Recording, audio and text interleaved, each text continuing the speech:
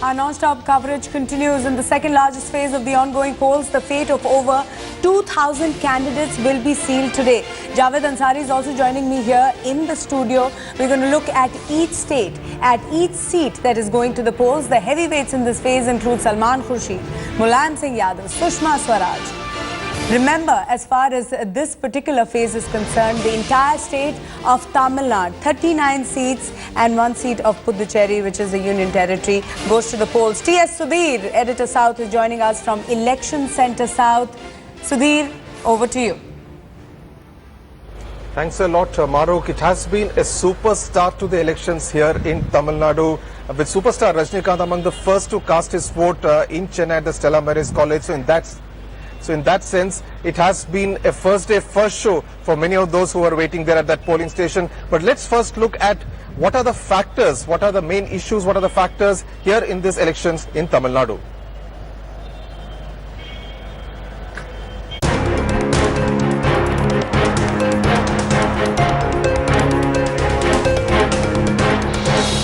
In the battle for the 39 Tamil Nadu seats, there is no discernible Modi wave. No unshakable excitement about the Dravidian giants. Nobody knows whether it will be Modi or the lady or the big daddy of Tamil politics who will triumph in the end. But in an election where every seat will be fought on its own terms, the spotlight is on 3 big contests. In Sivaganga, Karthi Chidambaram has been banking on 234 vote banks he credits to his father. He's hoping for political dividend on some 19,000 education loans. Banks are visible because he's the finance minister, but there's a lot of other work which has happened other than banks. But banks have a lot of fallout effect. But okay, we've opened banks. But what has the AIADMK opened other than Tasmank liquor shops? It is a seat P. Chidambaram won 7 times, but just managed to hold in 2009. This year, his son fights to win it without any ally support. In the Nilgiris, A. Raja plays the victim despite the massive scam taint, and his opponents harp on it for political mileage. But the reserve constituency, with over 12 lakh voters, is not much worried about the taint. They are primarily concerned about the lack of water. எங்களுக்கு ஒன்றும் செய்யலைங்களா madam இங்கே அவர் வந்து கூட எங்களுக்கு ஒன்றுமே செய்யலைங்க எங்கள் ஊரில் எல்லாத்துக்குமே கஷ்டம் தான் பஸ் வசதி கஷ்டம் தண்ணி கஷ்டம் Dayanidhi Maran too has campaigned vigorously to retain his Chennai central seat. But the traditional DMK bastion seems under serious threat from the AIADMK. The BJP has cobbled a rainbow alliance. The Congress, AIADMK and the left are contesting alone. DMK is going with small parties, and Aam Aadmi Party too is fighting its share of the pie in urban centres, making it extremely difficult to predict the results. Priyambada in Chennai for Headlines Today. Joining me here at the Election News Centre South is political analyst Dr. Sumant C. Raman. Thank you very much. I believe you went out to vote but couldn't. Long queues? Huge queue. In fact, normally at 7 a.m. you don't see such big queues. People start coming in by 9, 8:39 or thereabouts. But today at 7 a.m. there were about 50-55 people in my polling booth, and I had to be here, so I'll be going back, of course, to vote. Okay. How do you see Jayalalitha, who has gone on the offensive against Narendra Modi in the last leg of her campaign? Is that a deliberate strategy, or is it some kind of an admission that things are not really working too well on the ground for the AIADMK? I think it's a combination of both. First of all, the opposition was going to town, saying that there is some kind of a deal between the AIADMK and the BJP, and that's why they're not even, AIADMK is not talking about the BJP. And by the way, the NDA, or the BJP particularly in Tamil Nadu, was not talking much about the AIADMK, though the allies were. So there was some kind of impression which was created, and the DMK was going to town about it, the communists were going to town, everybody was going, at every campaign meeting they were talking about it. So to some extent that forced the AIADMK to take that stand. The second is also the fear of losing the minority vote because of this perceived closeness between the AIADMK and the BJP. I think towards the end of the campaign, I think there was a kind of a fear that the minority vote may be lost en masse. So the minority vote in Tamil Nadu is close to 20%. Yes. And it's not a vote which any party can ignore. Yes, so I think a combination of these two things sort of forced the AIADMK in the last week and Ms. Jayalalitha to up the ante against the BJP. Thanks a lot. We'll keep coming back to you, Dr. Raman. In fact, joining me also from Chennai are my two colleagues, Premvada from the Stella Maris polling station and also Shisha Reddy from Gopalpuram, where DMK Chief Karunanidhi will be voting. The BJP has stitched together a formidable-looking alliance in Tamil Nadu. But how crucial are these small parties to Modi's big plan? The DMDK, led by actor-turned-politician Vijaykanth, was the first logical step, since it is the only party that can claim to have a vote bank across Tamil Nadu. Vijaykanth was expected to have bargained hard and cornered 14 seats, including 5 from which it had won by over 1 lakh votes in 2009, and another 2 seats where it won by over 90,000 votes.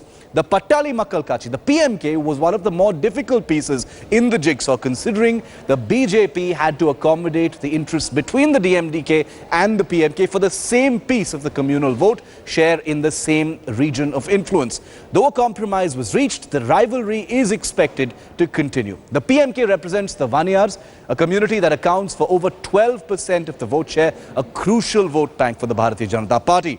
The MDMK has been the loudest endorser, remember, of Narendra Modi as Prime Minister. Vaiko has had a good working partnership with the NDA during Vajpayee's Prime Ministership and will be hoping that Modi can now revive the party's relevance. Remember, the party was forced to sit out of the last assembly elections after it was ejected out of the AIADMK alliance. It must win at least 7 seats to stay relevant in the coming days ahead. The KMDK represents the Congo region, the western industrialized belt of Tamil Nadu. The party is a startup in the sub-regional caste-based political grouping, espousing the cause of intermediary communities like the Gaundars. What makes the caste more influential is their financial might. According to some estimates, the region contributes to more than 1/3 of Tamil Nadu's total revenue. The IJK is a surprise constituent of the NDA. Formed before the last assembly election in the state, it did not win any seats and lost its deposits in most of them. But what lacks in political strength, it makes up for with overall clout. Joining us now live from Shivaganga is Karthi Chidambaram, who is a Congress candidate there. Remember, Union Finance Minister P. Chidambaram did not contest this election. Mr. Chidambaram, big day for you. Thank you very much for joining us. You're contesting this election without an alliance with the DMK. Does that make situation on the ground much more tough for you? No, I've thoroughly enjoyed this election.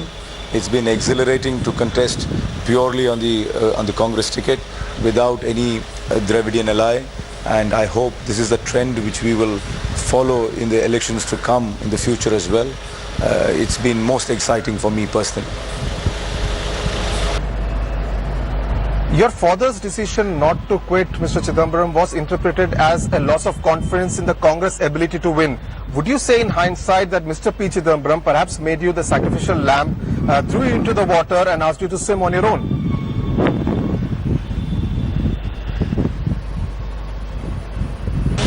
It's very colourful use of words on your part. My father has contested a total of 8 elections on the trot from the same constituency. I think there are only 4 other people in India in the history of Indian parliamentary democracy who have contested 8 times on the trot from the same constituency, and none from Tamil Nadu. And he's won a record 7 times. So I think he has nothing to prove in terms of electoral battles. As far as me contesting this election, I said it's a huge opportunity which the Congress party has given me, and I've taken the opportunity with all glee and great enthusiasm. But all the opinion polls, Mr. Chidambaram, have been predicting not a very good showing by the Congress. What do you have to say to that?